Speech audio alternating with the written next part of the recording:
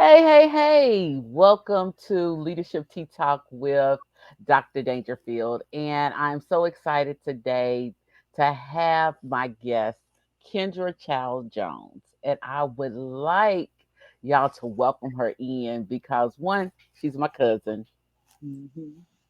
most definitely. But the other piece is because she is a woman of God and she's a leader. And what we're gonna do is we're gonna talk a little bit later about her own journey as a leader and how leadership called her and how she shows up as a leader. But then also get her to share a gem or two about leadership to share with you. But then also where you can find her and some of the great things that she's doing. But first, I would like to introduce Kendra to you. Kendra Childs Jones. Kendra is an experienced senior staff accountant who felt called from corporate America into walking fully in her purpose, where she supports busy, overwhelmed women who feel distance from God. I think this is gonna be a great conversation. She is a wife, mother, a licensed minister, a certified Christian mental health coach, mental fitness coach, and president CEO of Busy Women Corporation. Kendra, Kendra creates a restorative community through live and virtual workshops, conferences, and retreats, coaching programs, books, and journals. Y'all have to see some of those journals she's created. In this community, there is a shared hope of restoration from running errands, constantly working, managing households and businesses, and caring for children, family, and friends while expecting to be all for everyone. Welcome, Kendra. Thank you, Dr. Lucretia, for having me. Yeah, yeah. As I was reading over your bio, and I was thinking about I attended a conference over the weekend, and one of the presentations that I kind of snuck in on because I was uh, I was going to I was taking pictures for actually some colleagues of mine, but they were talking about the busyness of being a mother and also being a counseling professional. And so just listening to some of the things that these women were saying, but then also what you said, the expectations of being all to everyone really stood out to me. So, Kendra, tell us a little bit about your journey into leadership and what led you to accept the call. Well, first, thank you for that. Mhm. I don't really believe I had a choice in accepting the call. I consider myself a leader, become a Mhm. leader as tag you're it. I was Okay. the firstborn, of five, yes. Mhm. So, and my brother was born 2 years after me. So I don't really know life without having a younger person there, right? Okay. Okay. Okay. So, being the oldest, and I think you can empathize with this or relate, Mhm. a lot of times it's expected that you know how to do things. Yes.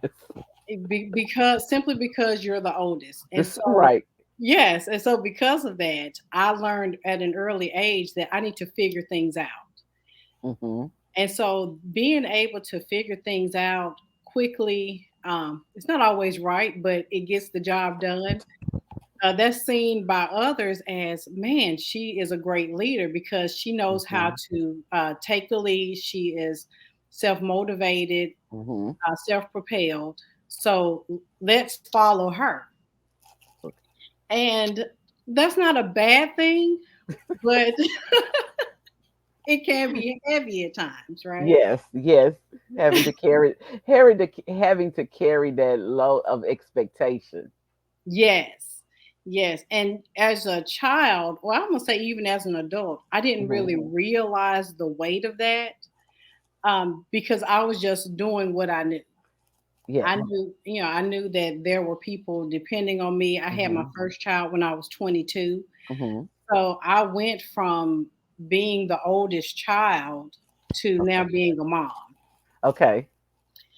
And my jobs were typically, I wasn't always given a supervisory role, but at one point I was the manager of a concession stand where I was Okay. managing my own mom. So I'm always, so I've always found my way, not Uh-huh. by choice, in that management role. Mhm. Um, but I think all that came to a head for me as far as not really recognize the weight of it Okay. last year. Mhm. Was that last year? Oh my goodness, no, it was this year. When I realized that I was functioning as a child, basically in a leadership role, Okay. because Okay. I was still figuring things out without realizing I also needed space to be Okay. developed. And so that's really my journey. Just Mhm. I've just stumbled into it and just stumbled on through it. Well, yeah, okay, so would you mind talking a little bit about which I something I found very interesting that you said that you were a child as you felt like you were still a child as an adult being a leader. Can you Yeah. share a little bit about that? Oh yes. So in that particular role, I wasn't even the head of the department, but I managed the Okay. goings on of the department, the schedule. I Uh-huh. created procedures and policies and things. Okay. Um, yeah, policies and procedures. And so we hired on someone to help me. Mhm. So instead of the help being a side by side help, Okay. it Mhm. was a let me bring you along, you follow me help. Okay. Okay. So I that get what created you're more saying. weight. And so what I realized in that dynamic that was very heavy for me was that it was more like I'm your big sister, you're my little sister. Okay, I get what you're saying. Mhm. So in my development as a leader, there wasn't that space to learn to lead as an adult with, Mhm. because I think that has to be developed, because you Okay. need to know how to manage and navigate your own emotions. Yes. Okay. Not simply stuffing your emotions to the side. You really need to deal with those because they do come out at some point. Mhm. So good Um, emotional intelligence, because leadership does require emotional intelligence. it does, exactly. And so I really was just, that's why I worked best alone, because I did not have that emotional intelligence at the Okay. time. And so what so me needing to lead her felt Mhm. like a burden Okay. because I was self-propelling and it felt Mhm. like I was dragging someone along. Well, I'm with you. Okay. Yeah. So it's kind of like that big sister who has to bring the little sister So, along. yes. And so you're not able to focus on what your task is Yes. because Yeah. now you're caring for Mhm. and protecting this other person. Yes. And that's not a bad thing. I mean, that is No. part of leadership. You are Right. called to protect your team. Mhm. It becomes heavy when you don't have that space where you feel protected, Yes. where Okay. I you understood. feel cared for, and you don't have that space where you're poured into. So Yeah. that's why I say that I've. Okay. I like that. That makes great sense because it's Mhm. like, especially I'm very familiar with being a leader because I was the oldest, Yeah. and having people to have to follow my and having to figure it out. Hmm. Even and then as I grew up, I learned different things about leadership, and that wasn't really until I was in, let me see, probably in high school, where I was part of some organizations where they taught you a little bit about leadership. So you learned a model, Hmm. but I was like, oh, I've been doing some of this since I was Hmm. younger, especially growing up in the church where if either if you're the oldest or you're the responsible one, which usually comes with being the oldest, that Yes. we're going to put you in this position, even though there's going to be somebody over there telling you what to do. But Hmm. you are, you're the president, you're the vice president, you're holding some form of office.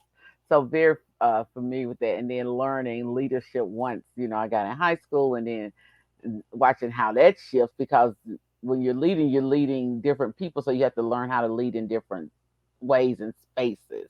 Yes. So another question I would like to, and I know this was not on the list, but your your background just, it has questions popping in my head.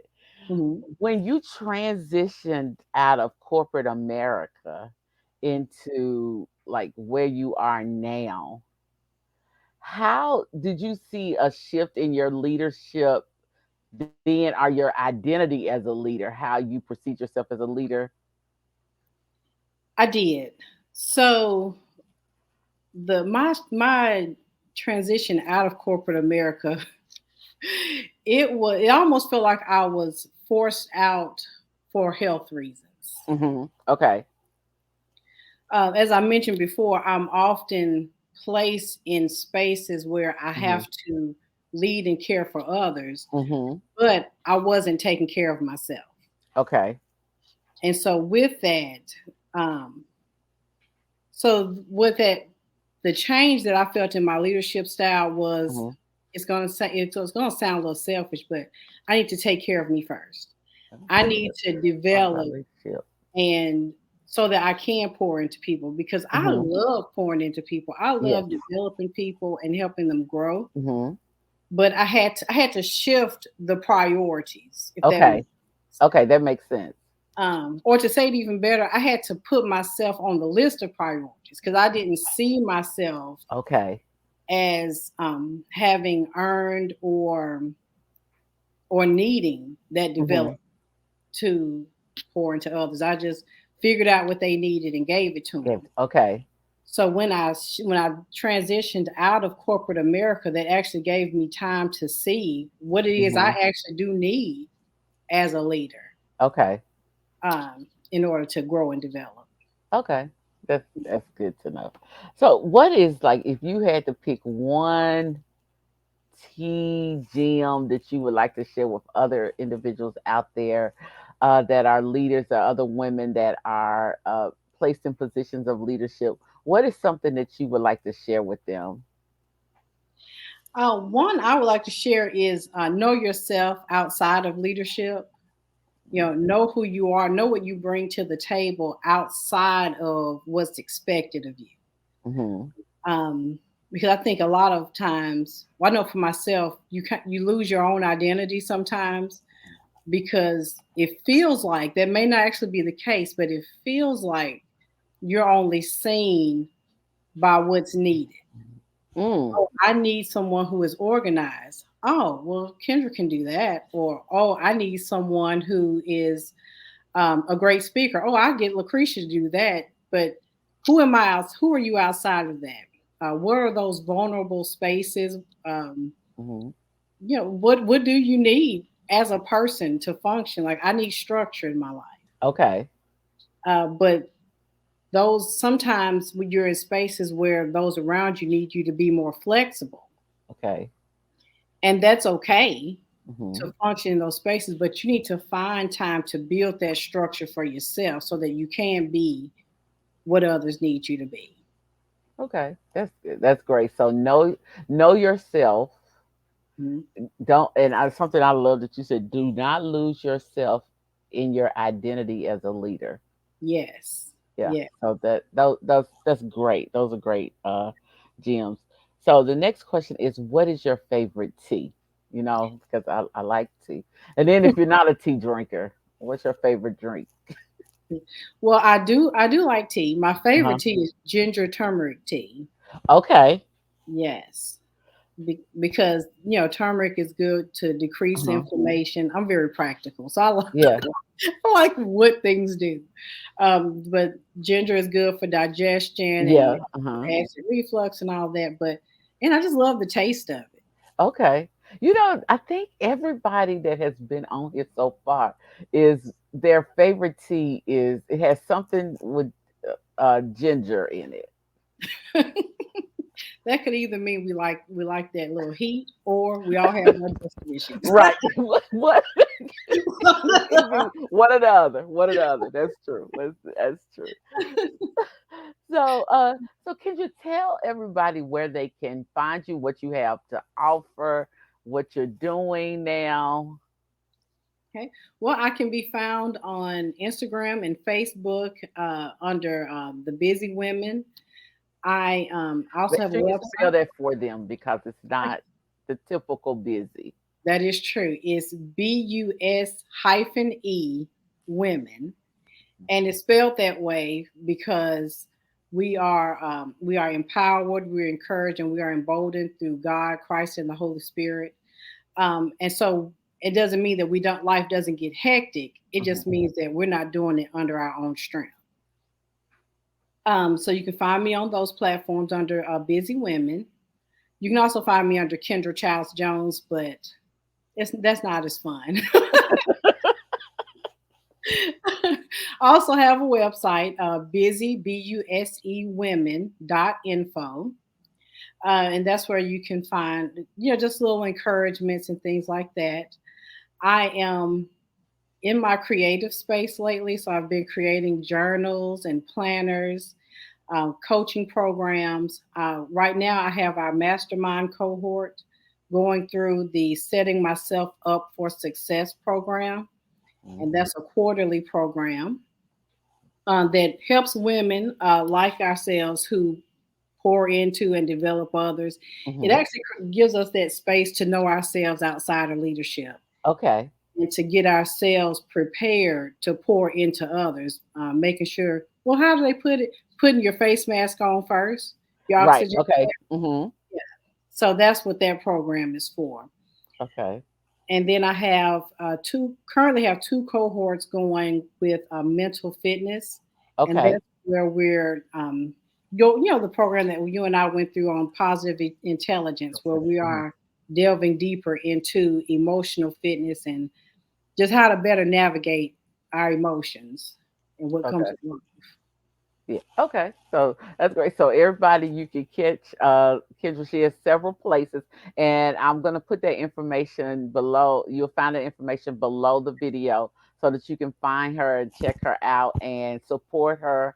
And there may be a service or a planner or a journal that you want that you can order, but check her out on her platforms. I hope everybody has a great day. Thank you for dropping by.